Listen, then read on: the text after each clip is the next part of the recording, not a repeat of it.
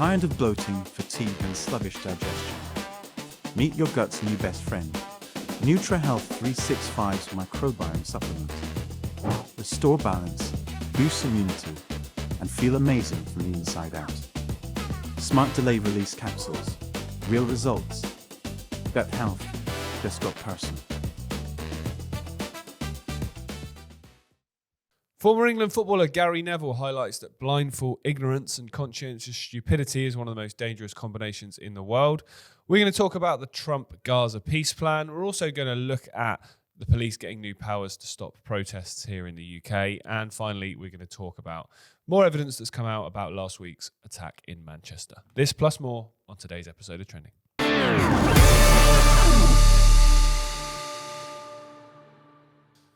Well, good morning, everybody. I hope you had a fantastic weekend, wherever you are in the world. So, former England footballer and pundit, Manchester United footballer and fan, Gary Neville made a video walking down the streets of Manchester yesterday where he talked about the raising of the flags and who was really behind it and why. Let's take a look at it. The division that's being created is absolutely disgusting. Mainly created by angry, middle-aged white men who know exactly what they're doing. Funnily enough, on one of my development sites last week, there was a Union Jack flag put up and I took it down instantly. And some people might be watching this and thinking, well, Gary, you're not very patriotic. I played for my country 85 times. I love my country. I love Manchester and I love England. But I've been building in this city for 15, 20 years and there's no one put a Union Jack flag up in the last 15 to 20 years, so why do you need to put one up now? Because quite clearly it's sending a message to everybody that there is something you don't like. The Union Jack flag being used in a negative fashion is not right. And I'm a proud supporter of England, of Great Britain, of our country, and we're championing it anywhere in the world as being one of the greatest places to live. But I think we need to check ourselves. We need to check ourselves and sort of start to think about bring ourselves back to a neutral point, because we're being pulled right and left, and we don't need to be pulled right and left at all. I've always said this about, I played in a football team with a group of people from Manchester, a group of people from Ireland, Wales, Scotland, but also people from Africa, people from Asia, people from America, people from Europe, and we were a beautiful team, united as one. Brexit has had a devastating impact on this country, and the messaging is getting dangerous, extremely dangerous. All these idiots that are out there spreading hate speech in any form and abuse in any form, we must stop promoting them. We must stop elevating our voices towards them. It needs to stop now and get back to a country of love, of peace, of harmony, and become a team again. So Gary Neville, for me, has always been a bit of a prat. He's a bit of a prat as a pundit. He's a bit of a prat as a speaker. He was obviously a huge supporter of Labour leading into their last election. He was in Davos at the World Economic Forum. And he's one of those people, I think, who probably... I don't know him. I can't speak for him, but I'm just going on observation. Probably observes some of the things that are not good about the country. There's one line in particular that he says here, which I do strongly agree with, which is that it's not about right and left.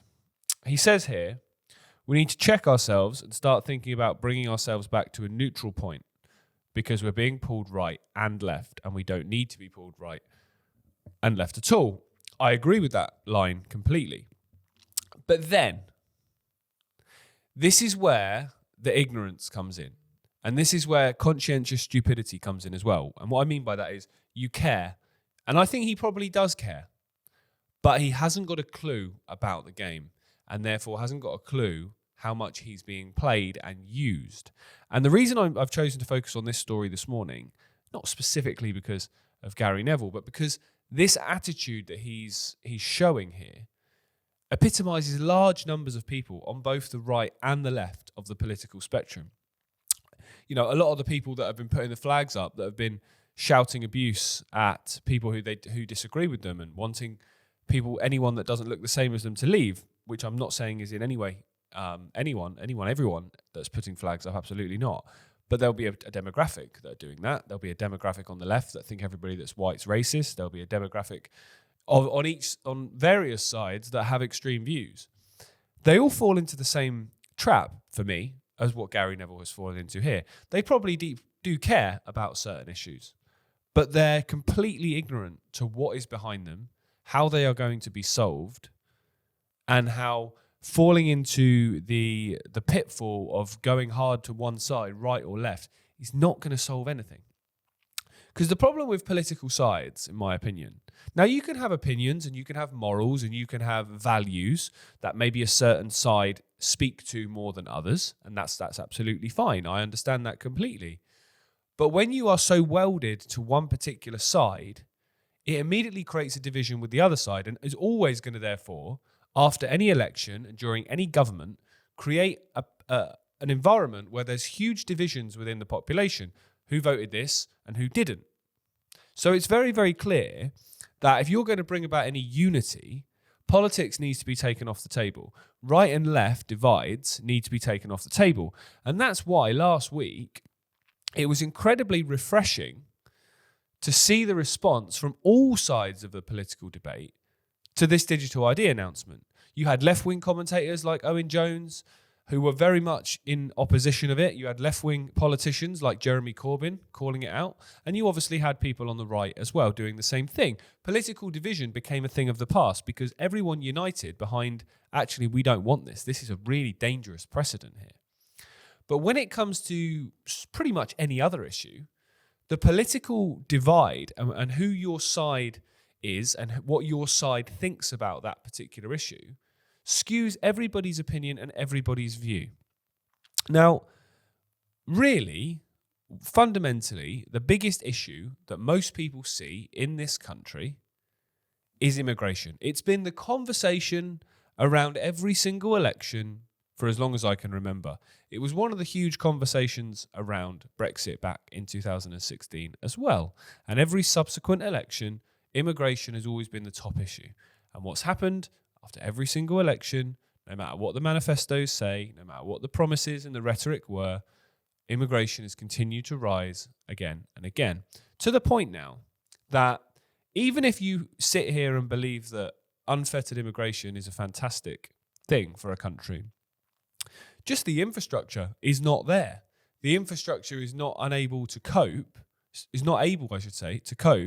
with the number of people coming in at the rate they are coming in at.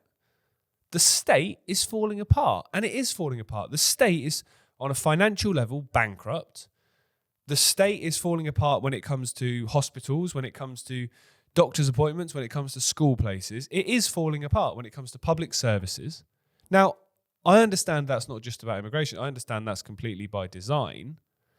But just looking at it from a purely 5 cents level that most people in the country will be looking at it from, they can see that immigration has increased and the quality of life in the country has gone down.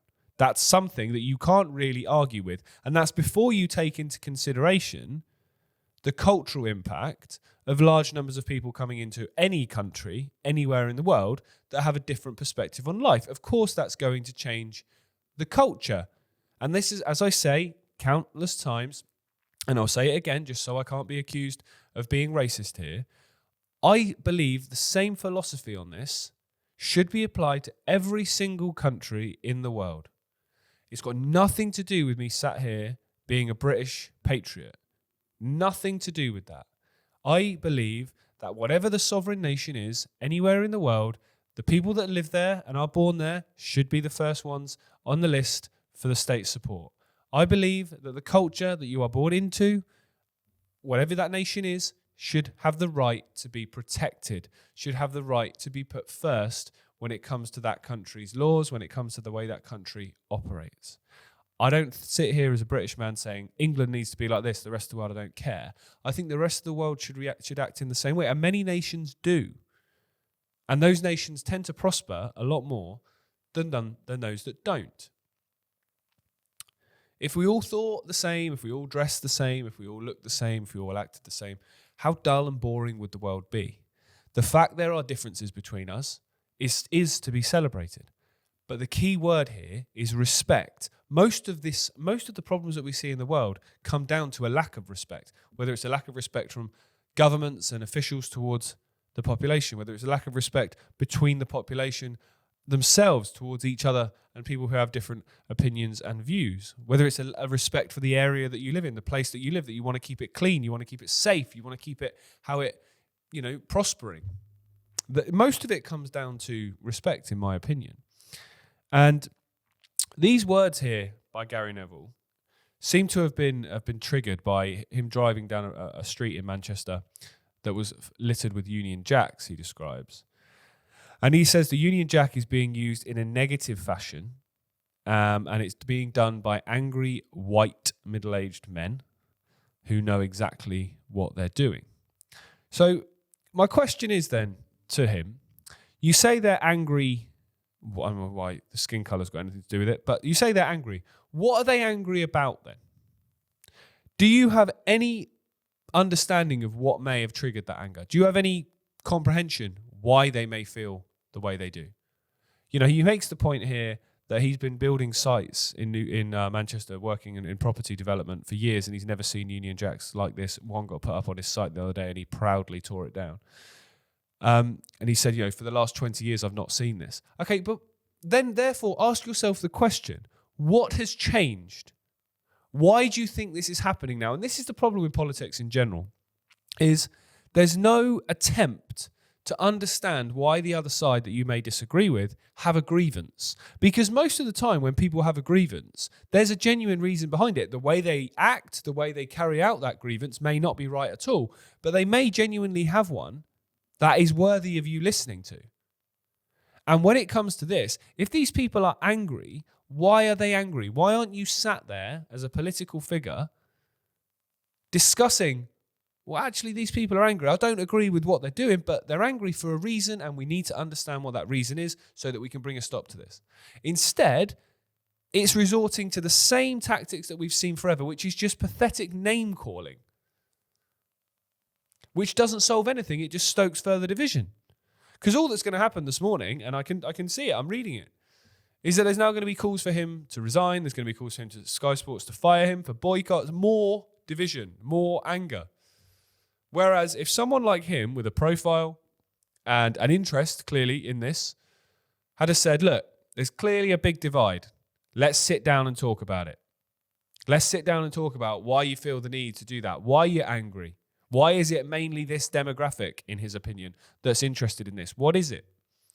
Instead, pathetic name-calling. And then further down, like I said at the start, says we don't need to fall into this right or left. Well, you're stoking it, Gary, because you're not intelligent enough to actually see the caveats and the nuances of what's going on. I agree with you completely, mate. This isn't about right and left. Because no matter who's in power, the same things happen. And on immigration, the right apparently have been in power for 14 years, and immigration has got out of control. It's just continued and accelerated a little bit under the left.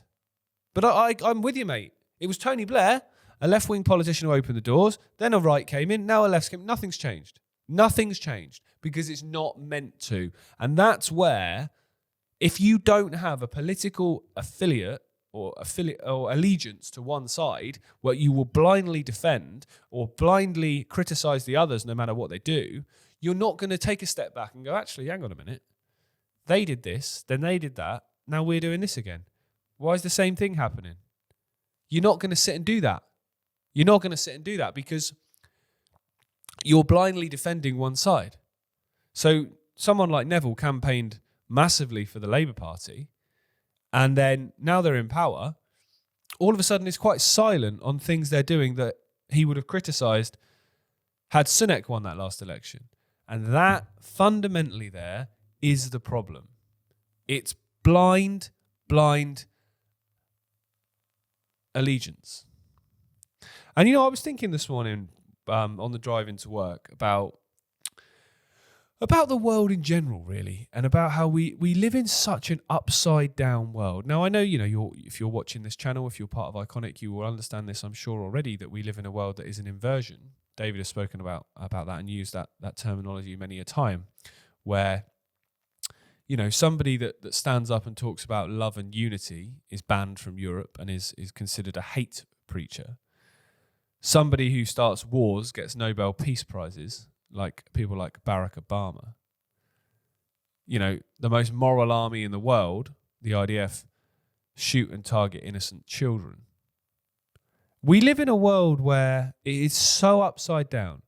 And you've got figures like Neville, who have got a bit of money and have got a big TV personality and following, and people would assume because of those things he's a very bright and intelligent man. When essentially he played football. I know I love football, massive football fan, but you don't need to be the brain of Britain to play football. And he earned his money doing that, and now he's used that money to go into other things. Doesn't mean he's bright. And he's evidencing that by the things that he's saying or not saying here. He's using that platform to stoke further division when, for me, if you have a platform, you have an obligation and a responsibility to be carefully considered with your words. Because there will be people that follow you. There will be people that listen and hang on your every word, that will do pretty much word for word whatever you tell them, or will think pretty much word for word whatever you tell them to think, or whatever you may think. So if that's the case, you need to be very, very careful and very, very, precise with what you say. And you have a responsibility to make sure what you say is factually accurate, well thought out, considered, carefully balanced. Of course, you're not going to always adhere to that, because sometimes you say things in moments of passion and moments of anger, of course. But it's very, very important that you keep an eye on what you say and how you say it, because people will blindly follow it. If someone made a video now with a following and said, go and do this, and it was something horrific, there's quite a lot of people that would probably go and do it. So if you're going to take an interest in politics, you're going to take an interest in social issues, it's essential that you actually know what you're talking about. Or the opinions that you hold are honestly held opinions. And what I mean by honestly held opinions is you're not so welded to them that you'll ignore anything that may challenge them. I'm open to be challenged on every single opinion that I hold today. That doesn't mean I'm sitting here saying I don't have a backbone to stand up for what I think. It means if you put some evidence in front of me that shows me, without any shadow of a doubt, or at least makes me think, about something I think today, I'd be an idiot to go, no, I'm not interested. I'd go, okay, I want to read it. I'm interested. I want to know what you say. I want to know why that looks at something different or comes to a different conclusion than I have. Because then you are a rounded individual. You have a rounded opinion based on all the evidence. It's so important that we do that. And that's why through, massive events, whether it be COVID, whether it be the wars, whether it be various different things that we've seen, you only generally get from the mainstream media one side of the story. You get the side of the story they want you to think. How many alternative voices, alternative doctors, alternative scientists, researchers were silenced through 2020, 2021 because they didn't want you to have that rounded opinion, because they know if you saw the other side, you might go, actually, you know what? The side you're selling on the BBC doesn't actually make as much sense to me now. Whereas if that's the only side you hear, you're less likely to resist because that's all you've ever heard. That's politics 101. You sign into a certain party, you buy into it, you devote yourself to it, you're only hearing that side of the debate. You're only hearing that side's opinion on everything, on the things they like, things they don't like, what the other side are doing, whether it's good, whether it's bad, who to love, who to hate, who to support, who to criticize. It's part of the problem, a massive part of the problem, this tribalistic attitude of blindly following something because it ticks a few boxes. That's not how we need to live. We're better than that, much better than that. And Gary Neville is a perfect example of that. Probably cares about some of these issues, but is willfully ignorant and blindly following an agenda of pushing the fact that the left are going to save everything and the right are the problem, and pushing this division, which we've seen rather than trying to understand actually why are people angry. Because whether you agree with what they're doing or not in terms of raising flags, in terms of protesting, in terms of banners, in terms of whatever, whether you agree with that or not, they have a genuine grievance. And that grievance, it really is genuine. They are seeing their towns and communities change. They're seeing infrastructures across the country be decimated. And they've seen time and time again manifestos lie, and they've had enough. Maybe try understanding that. You might find some unity there rather than making a video walking down the street with some a sense of moral superiority that you're better than any of these people. You're not, mate. You're not. You're as ignorant as most.